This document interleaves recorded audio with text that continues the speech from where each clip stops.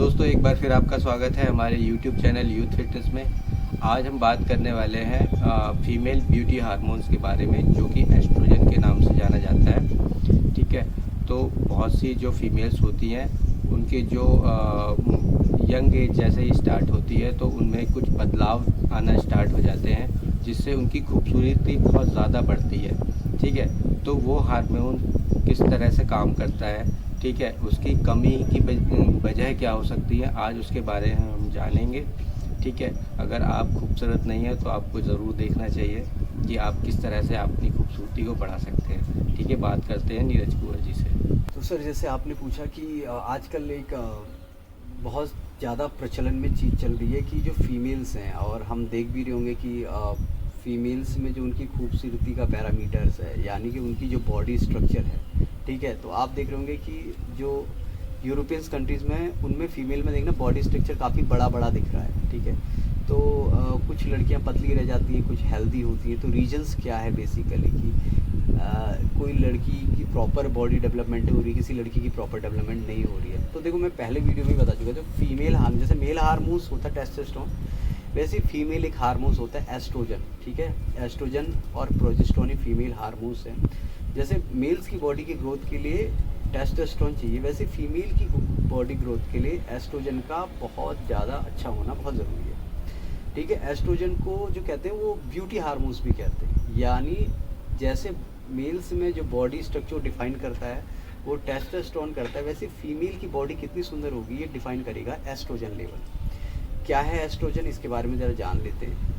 जैसे ही कोई लड़की बड़ी होने शुरू होती है तो उसकी बॉडी में एस्ट्रोजन हार्मोन्स बढ़ेगा, तो उससे क्या होगा कि उसकी बॉडी के जो भी उभार है ना, जो भी उसकी बॉडी में जो स्ट्रक्चर है वो और ज़्यादा निखर कर आएगा। ठीक है, तो अगर आपकी बॉडी में एस्ट्रोजन का लेवल कम है तो बॉडी में वो जो उभार आपको देखने को मिलते हैं वो नहीं देखने को मिलते बेसिकली है। तो अगर कोई भी लड़की अपनी डाइट में हेल्दी फूड नहीं ले रही है तो भी उसकी बॉडी प्रॉपर ग्रोथ नहीं करेगी।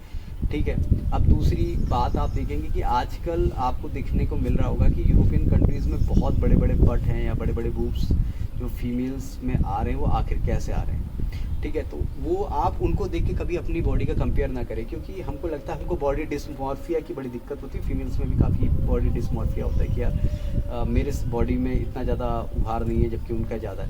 देखिए, आजकल क्या है कि सर्जरी एक ऐसी चीज़ है जिससे आप क्या कर सकते हैं, जैसे ब्राज़ीलियन बट अपलिफ्टमेंट एक सर्जरी होती है। इसमें क्या करते हैं कि आपके जो बट रीजन है उसमें आपकी कमर का फैट लेके आपके जो बट रीजन है वहाँ पे उसको डिस्ट्रीब्यूट कर दिया जाता है, और बल्कि 1-1 लीटर या 2-2 लीटर फैट लेवल आपका वहाँ डाला जाता है, जिससे बट या बूब्स काफ़ी बड़े हो जाते हैं।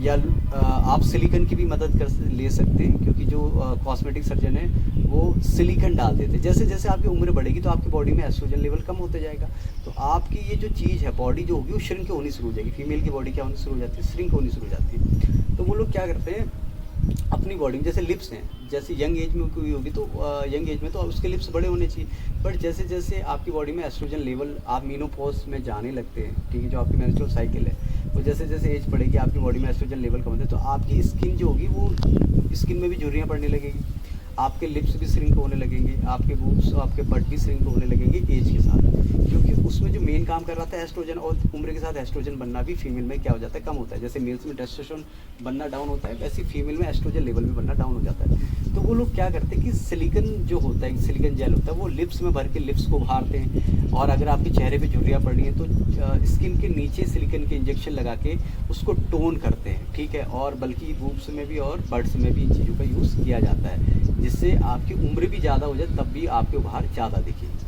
ठीक है, तो फीमेल्स को बेसिकली क्या करना चाहिए, अपनी जो एस्ट्रोजन लेवल है उसको मेंटेन रखें, हेल्दी रखें, और अच्छी डाइट ले, अपनी बॉडी में मल्टीविटामिन और न्यूट्रिशन ले, तो मुझे लगता है कि वो लंबे टाइम तक सुंदर दिख सकती है। नहीं तो अगर आपकी बॉडी में लेक ऑफ न्यूट्रिशन रहेगा तो भी आपकी बॉडी में जो एस्ट्रोजन हार्मोन्स है वो नहीं बनेगा और आपकी बॉडी प्रॉपर ग्रोथ नहीं करेगी। तो आपको समझ में आ गया होगा कि फीमेल्स को भी न्यूट्रिशन लेना उतना ही ज़रूरी होता है जितना मेल्स को। और इसी वीडियो के साथ मैं यहीं पे अभी कंप्लीट करता हूँ। Thank you so much. So दोस्तों, आपको समझ आ गया होगा कि जो फीमेल्स हार्मोन्स हैं वो किस तरह से प्रॉपर वर्क करते हैं, और किस तरह से उनको जो उनकी जो ब्यूटी है, जो यंग एज जैसे ही स्टार्ट होती है तो उसमें बहुत सारी बदलाव आना स्टार्ट होते हैं और खूबसूरती